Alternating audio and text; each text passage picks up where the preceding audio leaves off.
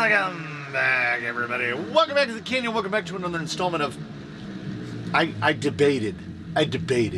We've got a new thing that I need to test. This is the Sport Tuning Series. This is Sandy, the Sandman, the sleeper of a TRX-4, and he has two primary issues plaguing him right now as he makes it into this, what would be episode 9, which is a whole mix of things. Maybe, if I feel motivated to, as such, I will find a way to put a chapter marker in it so that we can break this down into the little sub part that it is, because there is a quick view inside this as well. But that quick view relies on the very nature of a this versus that. Though most everyone showing up here will be familiar, except for maybe the folk that are just showing in up to see the test, the upcoming test of the Outrunner system that we're going to install in this momentarily. But he is currently fitted with the modified $50 9iMod combo. It's a screamer. There it is. That's why people hate Outrunners. So, why I'm having a problem with this combo is, A, it looks just like a Rhino V80. Well, it looks like a reasonable approximation of a Rhino V80, minus the eye-scaldingly bright green LED. And why this isn't just, and there's an eye-scaldingly bright white LED. Right there. Perfect. Okay. Yeah, second problem, still fitted with a 2075X. Frankly, I'm not ready to let it go. The thing just keeps working. It just keeps working. It is almost like a delightful self-handicapping where you're like, well, we're going to make it to where you cannot use steering to position the front end of your vehicle at all. You have to position via throttle. And this is when I noticed the problem that is really bothering me about the $50 combo, which and it's not, as I said, modified $50 combo, because this is a 9iMod motor, but it's not the one that came in the $50 combo. So today, the primary goal is the testing of the Revit RC, which has a footprint more similar to, say, Escape ESC70. This one, they say 50 amp on the side.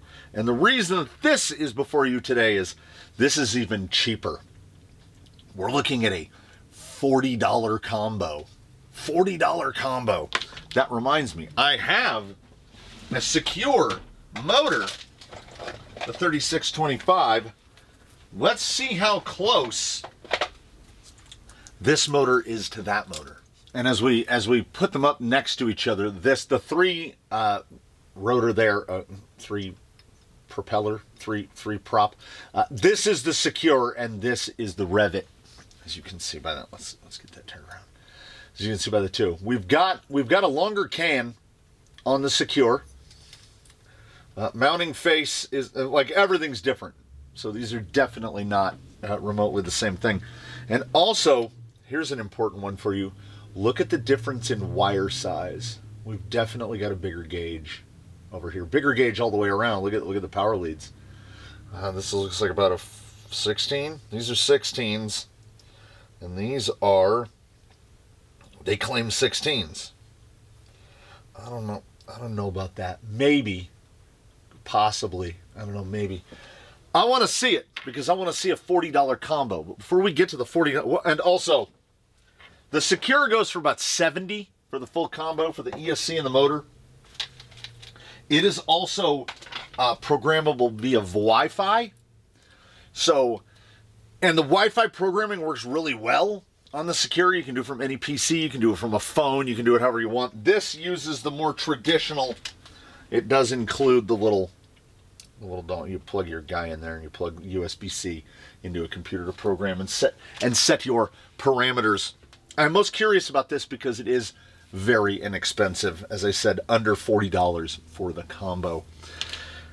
What I'm really interested to see is if it does the same thing that this does.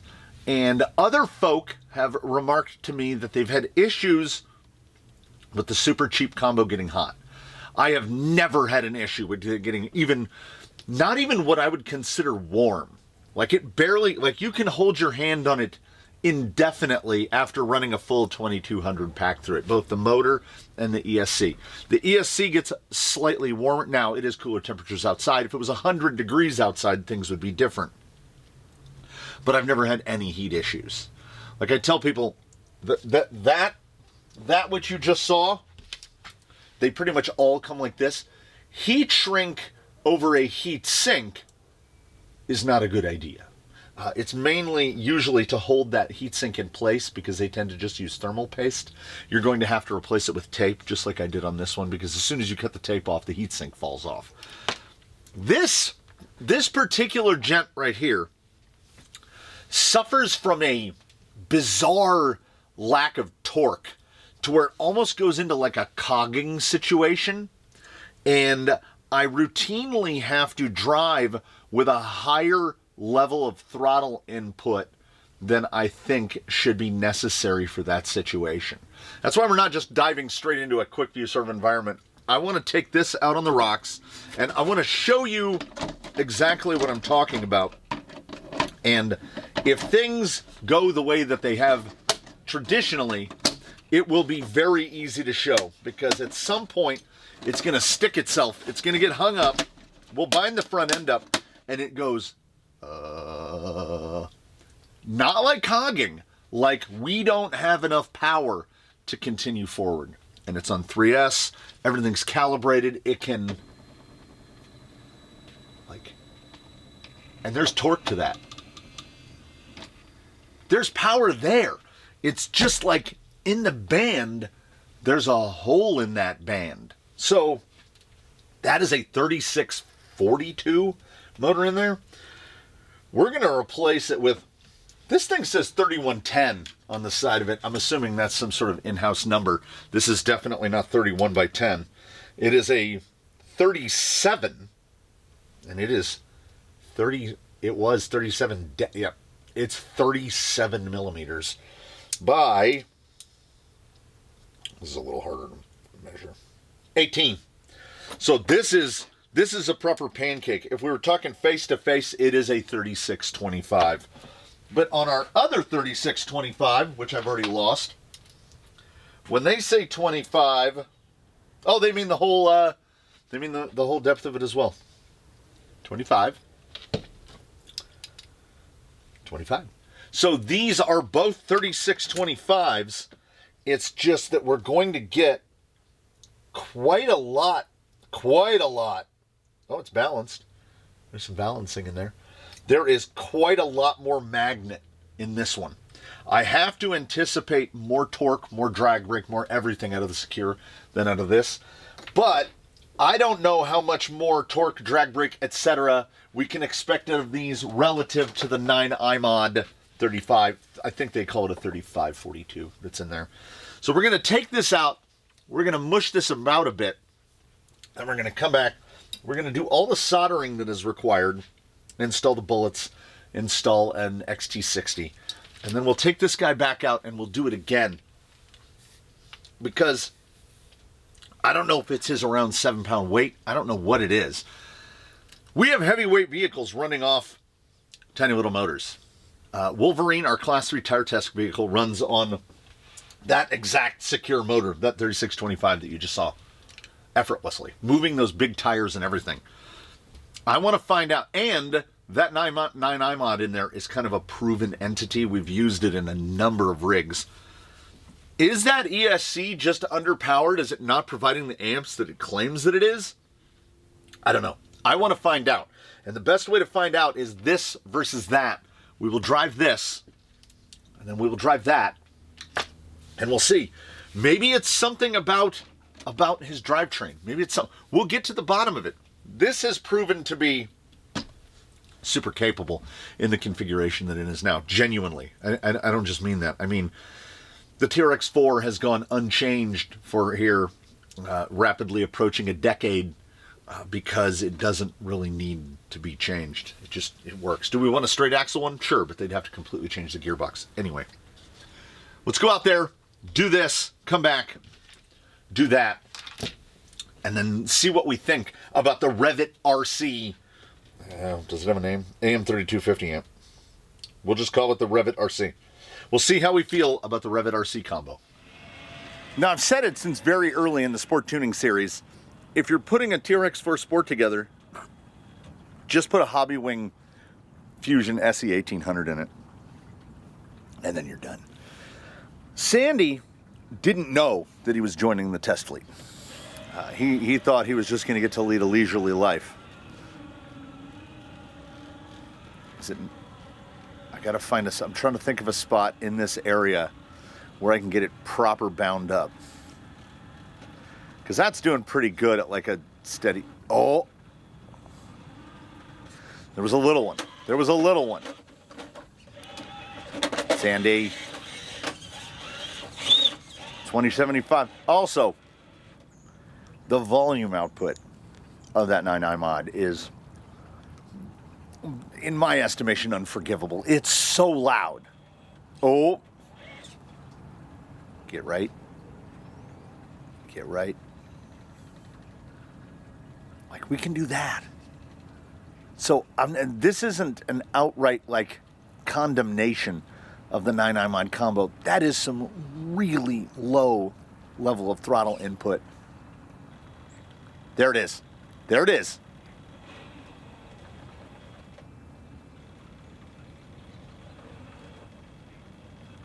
That is not a symptom that I typically encounter with Outrunner combos. It gets really smooth up above that particular level of throttle input. But right there, anytime it gets bound, we get a real brrr, like a pulse. Maybe it's the sine. It's like it sounds and feels like we just run out of power. And it's really only under a bind. And perhaps I'm too used to things like FOC, because there it is. It happens at these moments when I want to use a very low level of throttle input. Could be the motor. It could be any number of things. But the combo is just so loud. And I think what I'm doing is I'm looking for an excuse to replace that 9i mod 1800, which is the second 9i mod 1800. So what better opportunity do we have than to sort of internalized Quickview the Revit RC? Like I say, it's not like this setup is terrible. It's that life is short, and sometimes the days are long. And if I don't have to live with it, I don't have to live with it. That combo might be very happy in something else. Does it just not like TRX-4s? Does it not like where the torque is like the gearing, the layout, the amount of reduction in the axles in the gearbox? Does it just not like it? I don't know. Aside from, I would say, Fusion Pro, which has kind of the ability to fit in everything. It's almost like a one-size-fits-all. I don't think there is such a thing as a one-size-fits-all elsewhere. Not in terms of gearing, not in terms of KV, not in terms of any of that. FOC lets you get away with a lot.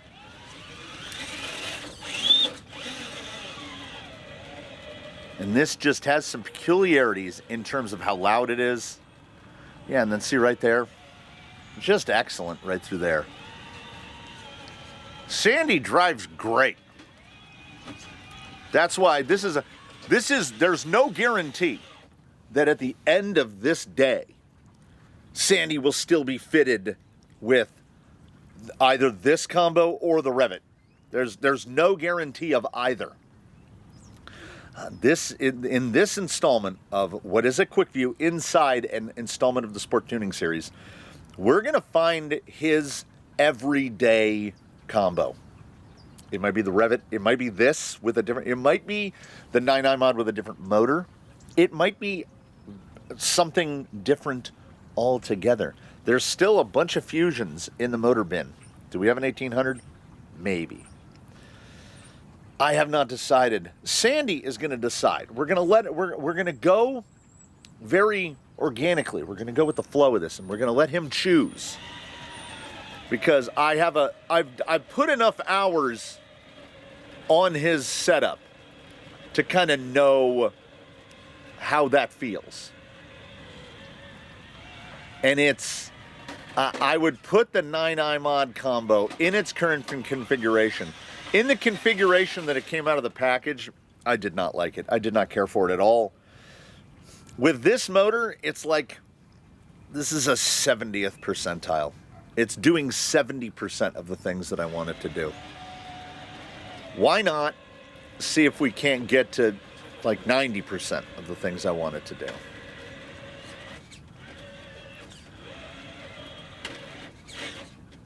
Man, it's a little ragged.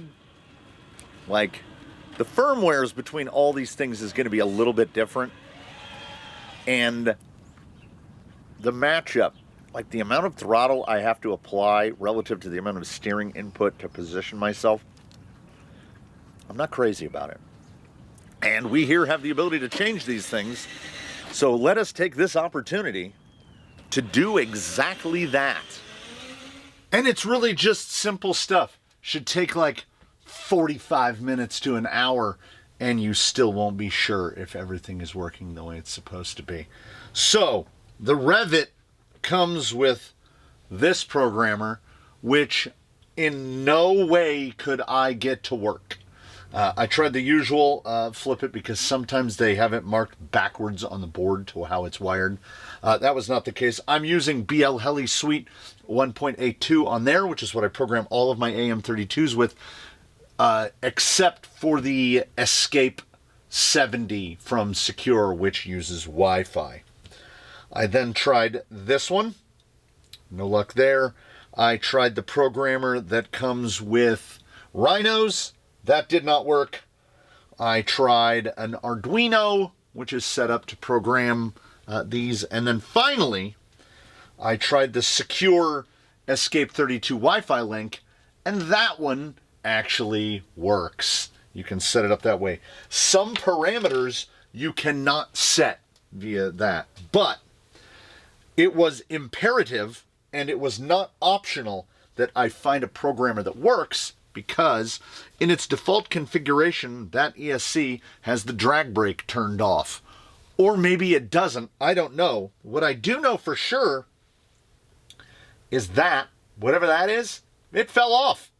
I don't know if it was cold joints on the solder. One leg of it looks like it has a little bit of board on it on that side. That side, just like you can see the clean copper, it just fell off.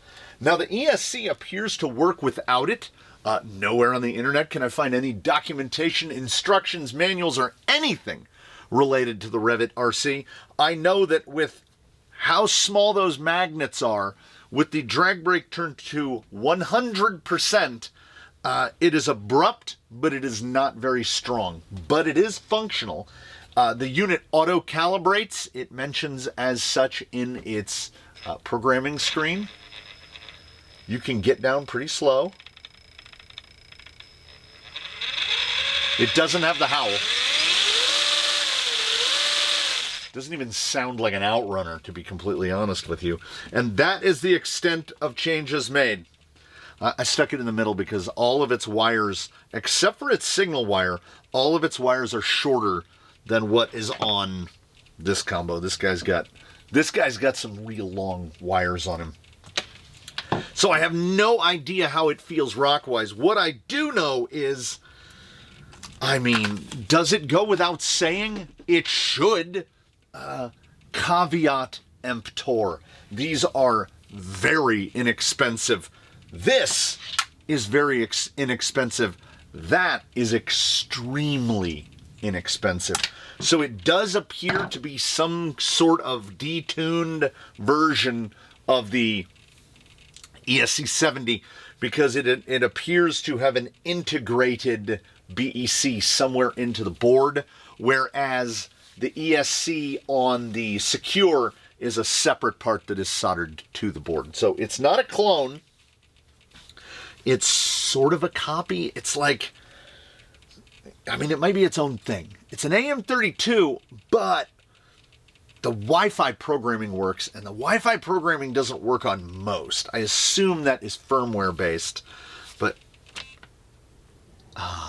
delightful silence.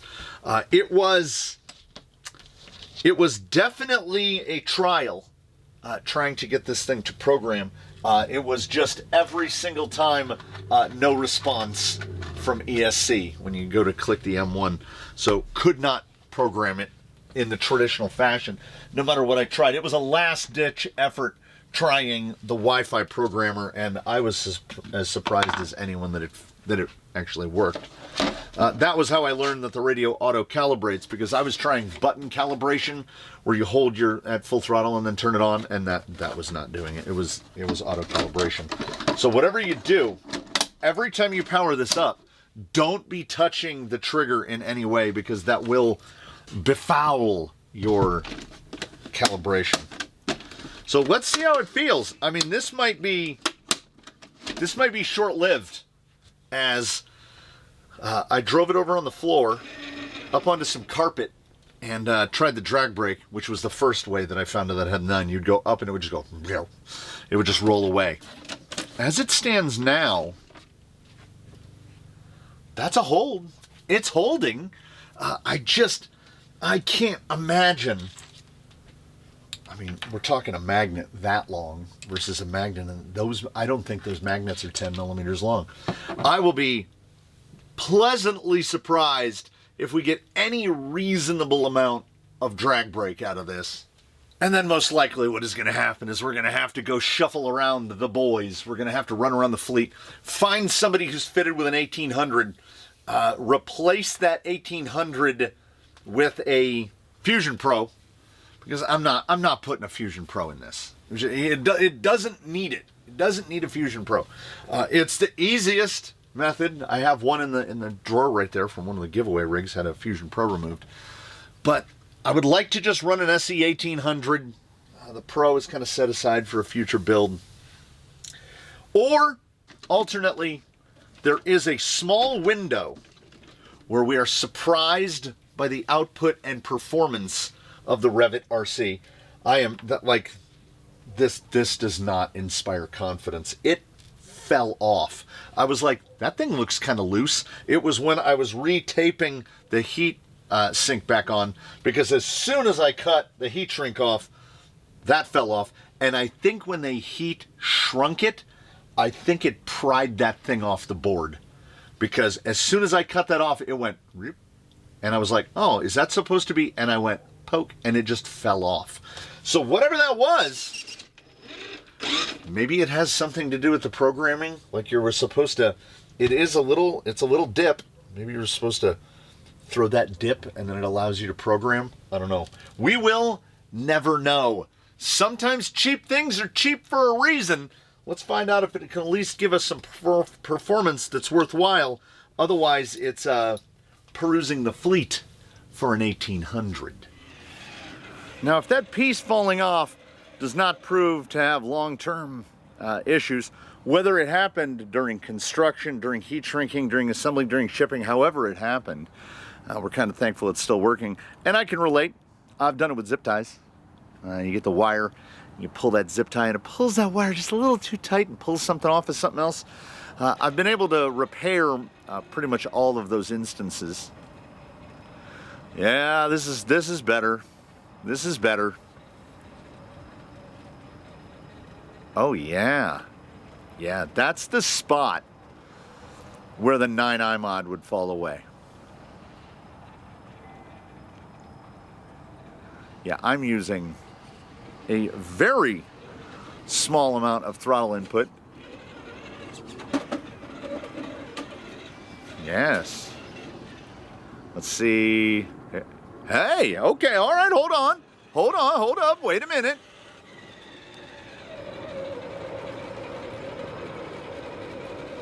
A little bit. Need a little more, there we go, a little bit more speed. Cut back.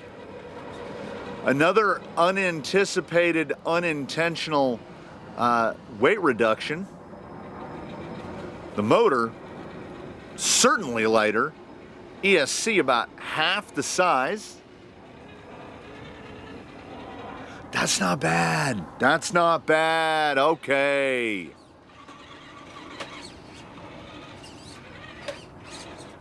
Let's get it real. Yep.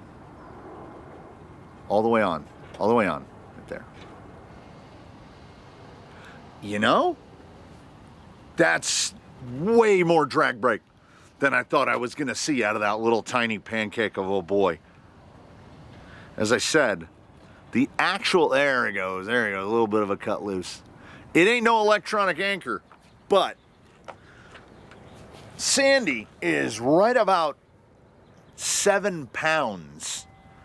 And that motor, like the actual, the magnets might be 10 millimeters long. That motor is doing some work right now. And the low is very smooth, particularly compared to the iMod. This is smoothness on par with a Rhino system. But because of the combo as it sits, you can feel that there's just not, you can feel there's just not as much grunt from the motor. In terms of cheap combos though, Revit over the 9 iMod, unquestionably. Like there is not a competition between the two. We'll have to, we'll hit some other spots is what we'll do. And we'll see if we can get some binds, and we'll see if we can put any warmth into this. Also, let me point out. Does it seem faster in reverse? It seems a little faster in reverse. Was this an instance where I needed to... Does it not want to... I think... Is throttle channel reversed? Yes, channel 2 is in case you've all have forgotten the little radio. Channel phase is pros and cons. So yes, channel 2 is set to con because we're used to just reversing throttle channel, but yes, it's definitely faster in reverse.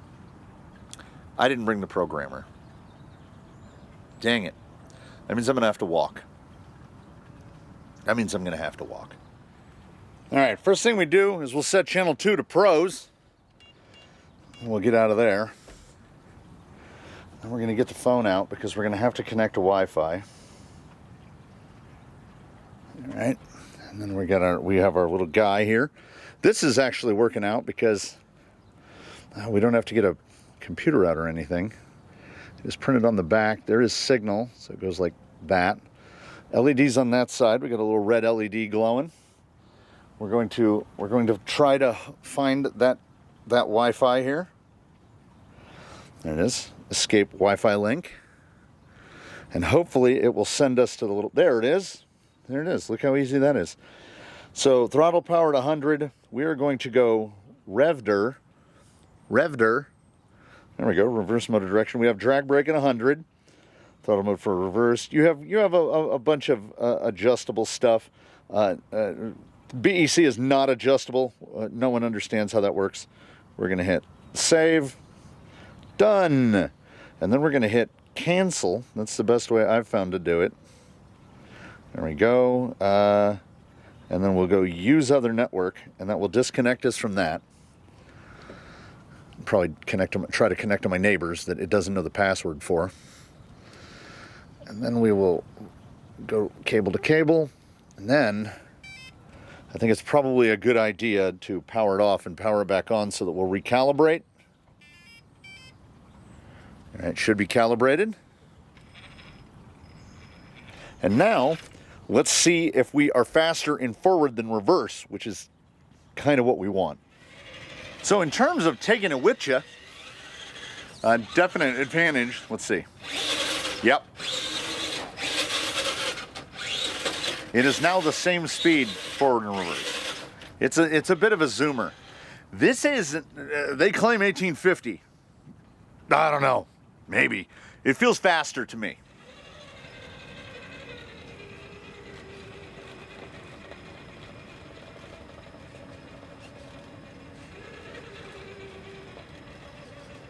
Good positionability on that front end. Yeah. That real low, there is definitely more low speed control on the Revit than on the 9 for sure, unquestionably so. Same exact gearing, we just swapped in the motor. And additional bonuses, it doesn't howl. It's not a howler.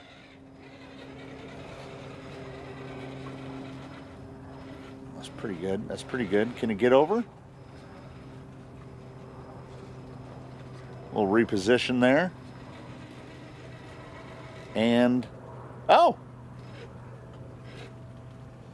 Okay, setting motor to reverse. We'll do nose down. Setting motor to reverse definitely seems like we have helped. We've helped drag brake a little bit. Now the throttle is so responsive relative to the 9 mod, relative to the Titan. The Titan had a real slushy feel at the bottom, but still, for RTR stuff, felt pretty good. This feels snappy, crisp. It feels a little bit underpowered because of how pancakey that motor is, but let's see, there.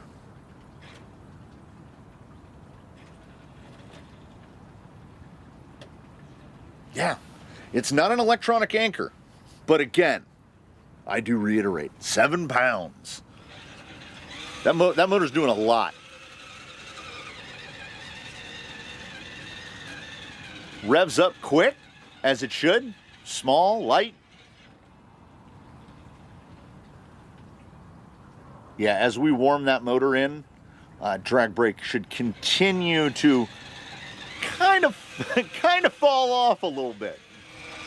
Unrelated note, I feel like the camera equipment, I don't know if it's mad or not used to it. Like we're going through some equipment changes, and man, it's just issues. It's just issues. Things not working when they should be.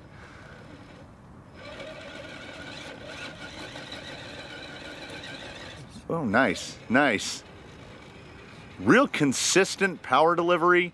This feels like a genuine improvement over the 9 mod. And once again, if I had put a bigger, better, more powerful servo in there earlier, still 2075X, I don't know if I would have noticed the weaknesses of the 9 mod combo. I really noticed it because this servo really doesn't have enough power to turn this vehicle. It's no power steering, basically. You have to use throttle to steer. Yeah, this is a lot better. And now I'm feeling, oh, the servo feels so slow. 200 ounces on a good day is what you'll get from a 2075X. Yeah, descending on steer is pretty good because there's a lot of weight on the front axle. But you can bind this front end up and the wheels will just stay in a fixed position no matter what steering input you give on it.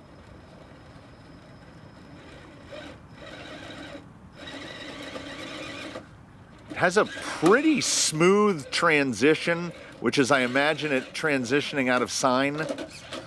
Feels pretty good.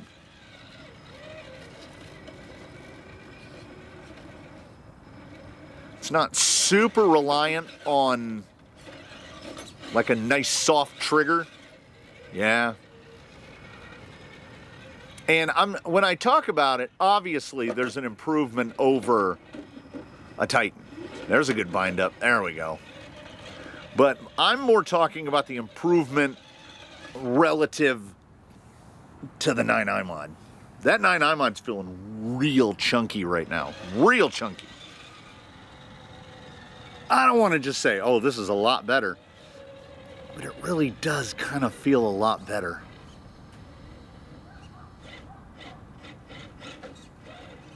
I kind of also I think to a degree, I enjoy the kind of underpowered nature of it.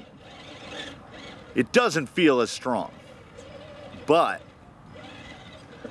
it definitely feels both more precise and like there's a much smoother curve at the bottom. When it comes out of sine and goes into like producing power, that feels smoother. So we're talking in terms of the combo. The 9 iMod combo as it came with the red end bells was not good. It just was not good. With the regular 9 iMod, a lot better. There was definitely power. And I do think that possibly, if you have a 9 iMod in your possession, fret not.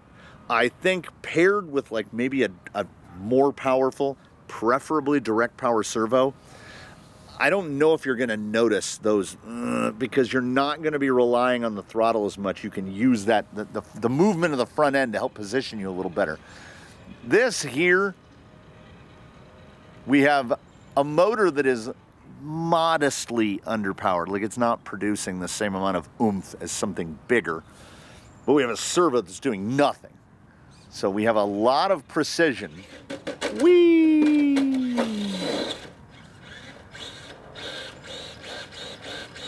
It's snappy. It's real snappy.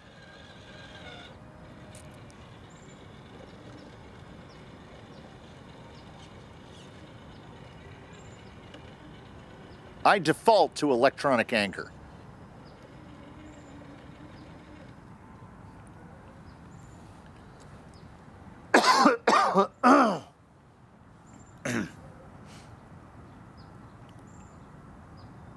But at the same time, I also recognize we didn't really pay enough money to get an electronic anchor. It's very inexpensive. This combo costs about the same as a Hobbywing 1080. Like, think about that for a minute. A Hobbywing 1080 brush speed control costs the same amount as this combo.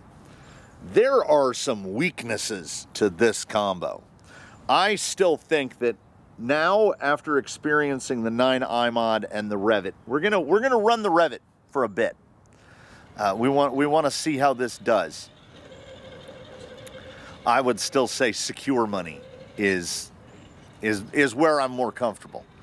$70 is kind of my no second thoughts kind of place. You know what I mean? A 1200 Fusion SE, $70, not a problem. $80 for an 1800, also not a problem. So yeah, let's say 80. If a power system is $80, I don't really have a problem with it. These are very cheap, in around or under $50. And yeah, much like the $50 radio in my hand right now, there are shortcomings. They are not overwhelming. They're not enough to make you say, well, I'm just not going to get that. There are economy builds, and that's absolutely fine. I enjoy the fact that Sandy here, the Sandman, is an economy build. And he is the Sandman because he is sand colored. And also, look at him right there. That's a TRX-4 Sport. It's got fenders. It's got the full body. It's on canyon trails. It's a TRX-4 Sport. And it is more capable certainly than a stock TRX-4 Sport. We are relying on a lot of the math that the guys at Traxxas did all those years ago. And it will be nice to change out his servo. Will that? Oh, that almost had enough. I would like to soften, if I can decipher the menus inside the hot RC here, I would like to soften up reverse just a little bit. Like it really snaps in. I believe it's a 70-30 trigger on the hot RC. So reverse comes on a little quick. But no, this is a insert adjective of your choice. Improvement over the 9 iMod, which was an adjective level improvement over the Titan. So as it was starting to, we're getting this thing now. It's like we live in the Midwest. it'll just start raining just out of nowhere, like soft. Turn that around so that bright light's not in your face. It will just start like softly drizzling for no reason for like 10 minutes. It's great. It's cooler than my skin. There's a tiny bit of warmth in that. I'm going to say like in the 80s. That motor, inside that motor is 93 degrees. And the heat sink on there, yeah, 82. Skin temperature usually will be about 85. Where am I right now? Yeah, I'm about 80. Where am I at? About 83? 83 and a half? Yeah, so cooler than my skin. If it's cooler than your skin, that's not warm. Could we stand to clean the wires up a little? They look a little gross. I think I want to clock the motor this way. And you know, that's future stuff for future times. So the Revit RC, I don't know. I definitely don't know if I'm going to go so far as to say Canyon certified. I don't even know if I would go so far as to say recommended. Soft recommendation, so long as you are willing to accept the caveats that come with it. I'm sure someone out there, and they might turn up in the comments below, will tell you, oh, well, all you got to do to program it is this. You just flip that little dip switch that fell off and it works just fine. Let's do this. Let's break it on down. So, AM32 controllers. And I don't have a visual representation for everyone that I would like to talk about here for a moment here. You may have seen ones like this, little flash hobby 35 amp.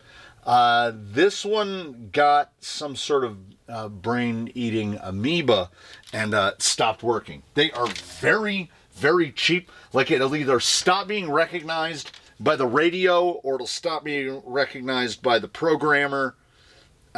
There's just a point where it stops working. So we're gonna put that all the way down here at the bottom. Flash heavy 35 amp. It is nothing personal. But directly above that, I would put the 9 iMod $51 combo. Because you can get it to work. But I would put Rhino V80. I'd put that up here. That's the guy. That's the guy. I would put the Rhino V40 right here.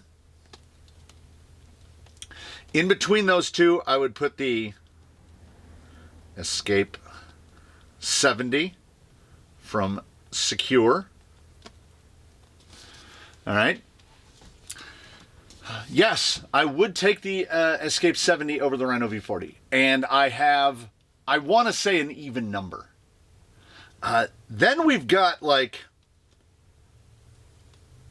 middle zone right here. We've got the Lizard and the Python from Furatech. I don't know. Are those ESCs that I would outright recommend? I have a couple Python X's.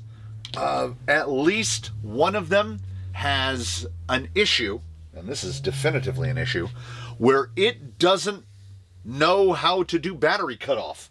So I have to run little LiPo alarms on my batteries whenever I use those Pythons. The Lizard has been pretty solid in my hands, but when it comes to Furatech, there's always a question mark.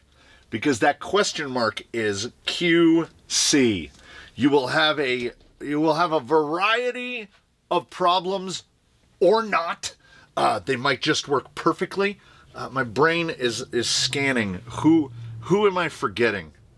I mean, you know, I've got older controllers. I've got other controllers. I have one of these in service, and it has worked flawlessly. Has never had a problem. It's also in an FMS Jimny, which is about this big.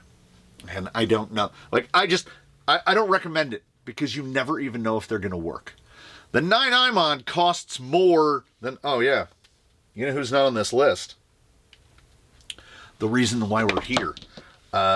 Sorry, Kevin. It's 2 V's. Revit RC. So they go in a section called question mark. Because I have had decent luck. That's really blowing out. That little more vertical. A little more vertical. There we go. I have had, like, that Revit in there works. But part of it fell off, and I was incapable of programming it until I used the Wi-Fi programmer from another ESC. So if you order that and you bring it home and you don't have this laying around in your bin, you're just going to think the thing is defective because you will have no other way of adjusting the drag brake. So this works with the programmer from the Escape 70. It's about $20 more to get the Escape 70. That is, as I mentioned, the system that runs in Wolverine or Class 3 test rig. There's enough power differential between the Revit and the Escape that I would take. Well, the Revit is a 50 amp and the Escape 70, it's right there in the name. It's a 70 amp. It's got a bigger, the same light. They're both 3625s, but the Secure, it's more like a big block sort of operation. It's a more powerful motor. So I will kick myself after I turn the camera off and it pops into my head and I remember, oh, there's also that one. Like, we've got AG Innovations Ninjas here, which the guy who makes those is no longer making them, so you can't get a Ninja. Those are great. And I think I have one. I think I might have one that is not currently installed. I do. Look how similar. Is that not reminiscent? No BEC in that one. You got to run an external. Look how reminiscent that is of the Revit. I mean, like a lot. Works great. It just got one of the vehicles that left. That's why I have 2300s in here as well. So, you know, I don't know. I'm just saying that for me, there's that $80 price point, right, where we're comfortable with. Basically, everything on this board, not the Python X combo. The combo costs more. I'm not actively recommending the Dynamic 380 to everyone. If you have a very lightweight vehicle, you'll be fine with that tiny little thing. But for most people, it's going to be you're putting a tiny motor in there for no reason. So I'm looking at combos, and certainly, well, this is not available as a combo. Certainly that combo, maybe lower. I mean, it is an attempt to copy the Rhino V80, but it is not a Rhino V80. The Rhino V80, like, you have these bonuses and benefits. By the way, the Rhino V40 equals Crawlmaster V3. But cheaper. But significantly cheaper. So, you know, you can just get the Rhino. And when I look at these prices, I'm talking about, I buy my Rhinos and my Escape 70s typically off of Amazon. So I'm paying the premium so that I can get them here quicker. If you order the Rhinos, like the V40, if you're going to order a Rhino V40 off of AliExpress or elsewhere, just buy an Escape 70 instead. Because the Wi-Fi is legitimately enough. It's enough to pick that. Would I take the Escape 70 over the V80? Not typically. In some cases, for some builds, yes. But the Rhino V80 has a 10 amp BEC that goes to 8.2 volts. 8.2 volts and 10 amps. Name a receiver-powered servo, you can run it. So the Revit is definitely in here in the middle with the Lizard, which is the most expensive one on here. The Python X were on sale for a while back. People were picking them up for 40. I want to say it was $40. At $40, the Python would definitely inch up a little bit. Would I take it over the Revit? That's a tough call. I think that's absolutely fair, with those three being in this odd place in the middle with a question mark next to it. The top three, solid, have never had a single issue with a V80, with an Escape 70, or with a Rhino V40. Sometimes you go with the Rhino V40 due to weight. I actually have more Rhino V40s than I do Rhino V80s because they're cheaper. I can get them for less, and they will do the job. I now would slide the 9i mod. Now, this line does not indicate don't buy these.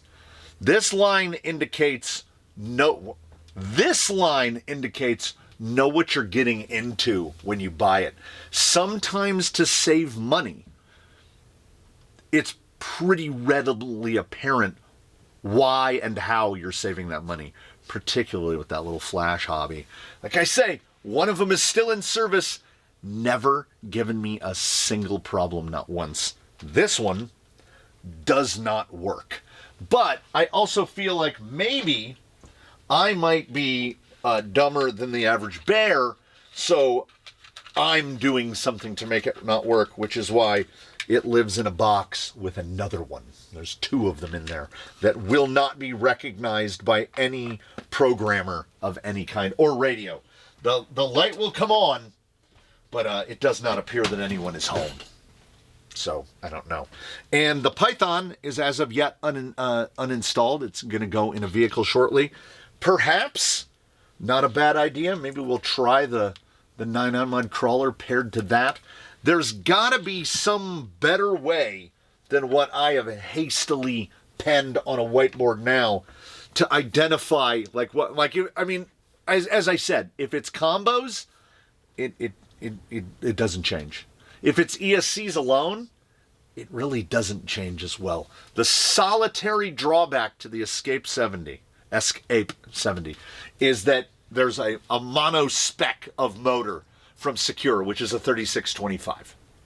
3625 1800 kV. That's the only choice you got. Now, 1800 is kind of a sweet spot. It fits a lot of things. So that's not the end all, but you've got from 1400 to 2200 on the Rhino.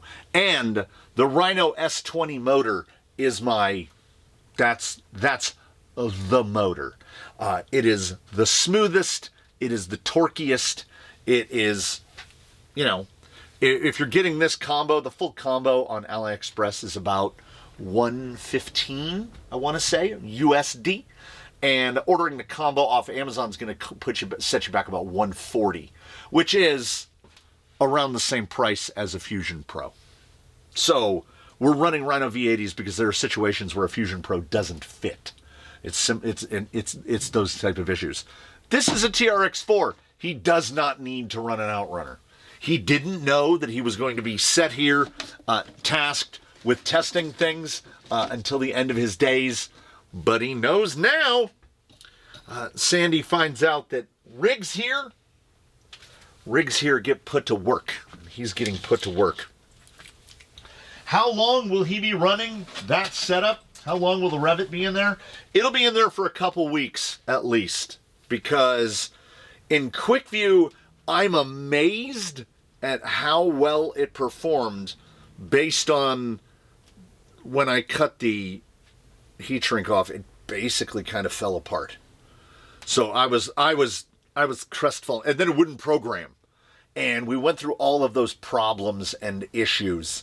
If you just want to take one home, have no additional faff that you need to deal with, you're basically between the Python and the Escape 70, and you see where they reside on the board. I would say Escape 70, because you'll get this little fella, Secure Escape 32. You'll get this little guy, And if you own a phone, if you have a smartphone, you can set your Escape 70 up. Does it cost more than, say, the Revit, the 9M on that, even a Rhino V40? Yes.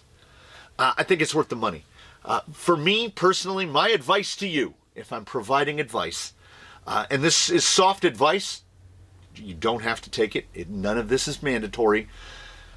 I would say that the entry level, the alternative to a Fusion SE in Outrunner format is the secure Escape 70.